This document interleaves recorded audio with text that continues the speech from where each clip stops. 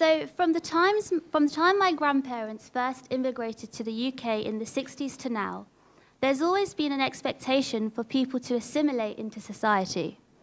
And despite their best efforts to hold firmly onto religious, cultural, and personal beliefs, there was, and still is, a great sense of anxiety. And it's unfortunate to say that this is a feeling I know too well.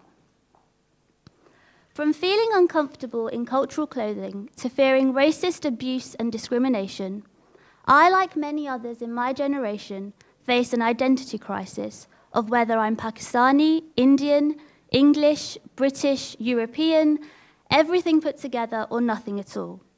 And now, with the increasing attack on minority communities post-Brexit, the question of who am I is only becoming more complicated. Being uncomfortable with my identity had usually meant that I doubted my abilities.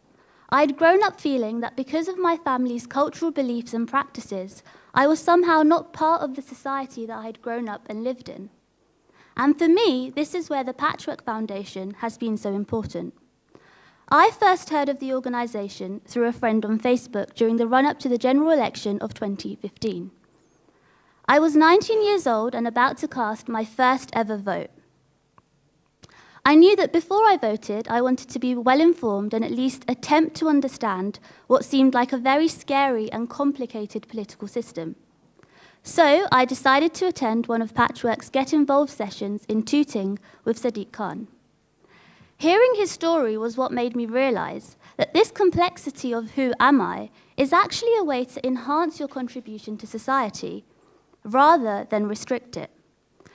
Now as mayor, he shows my generation that you can be from an ethnic minority background, yet still be a mayor for all Londoners.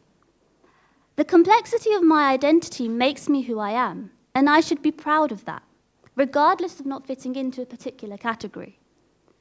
Inspired and motivated, I then applied for Patchwork's unique Masterclass programme, which, through its exposure to leading politicians and experts in their fields, with many being from ethnic minority backgrounds, reasserted my growing realisation of the unique contribution that we can all make because of our diverse backgrounds.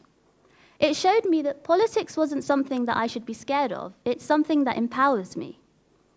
As well as, of course, developing confidence, networking skills, and communicating skills, one of the most important developments for me throughout my patchwork journey has been simply being able to speak to politicians. I think I'd always felt intimidated and too disengaged and underestimated myself a lot. And by providing spaces for young people, though, Patchwork has gotten rid of that misconception for me, being able to talk to MPs, ask them questions, which means actually I can now stand here and speak to you all today.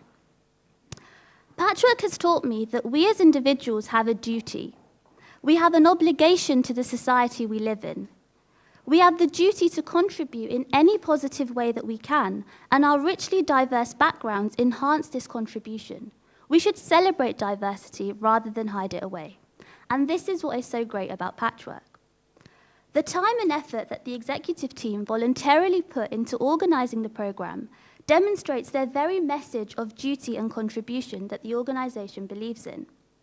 The way in which they act both as mentors and facilitators, as well as, of course, balancing their own personal lives and studies, is what inspires me and pushes me further.